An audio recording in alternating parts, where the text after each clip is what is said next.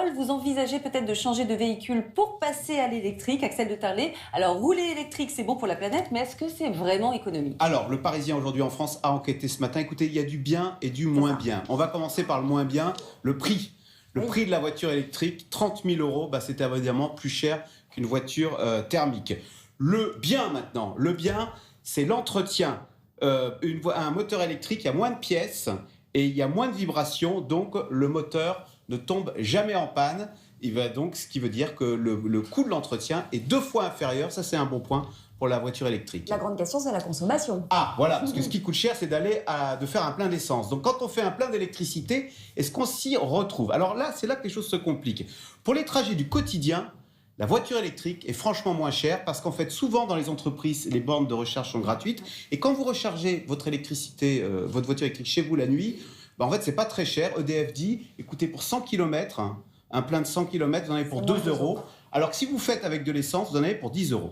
Maintenant, et c'est là où ça se complique, pour les trajets longue distance, si vous voulez aller en Bretagne, 450 km par exemple, là, il faut recharger sur l'autoroute. Et sur l'autoroute, attention, c'est beaucoup plus cher, c'est jusqu'à 5 fois plus cher parce que ce sont des bornes rapides. Ce qui fait qu'en fait, pour 450 km, vous en avez pour 70 €. C'est quasiment c'est même le même prix et c'est même dans certains cas plus cher que le thermique. Autre difficulté pour les trajets longs, il faut s'arrêter et recharger. Et là, vous en avez, donc ça met 1h30 de plus. Challenge a enquêté et il dit, imaginez les jours de grand départ en vacances. Il faut qu'il y ait de la place aussi. Il faut qu'il y ait de la place. Et le type qui est devant, c'est 20 minutes de recharge rapide. Donc, il y a clairement un problème de manque de recharge. Voilà, c'est ce que dit Total, ils le reconnaissent.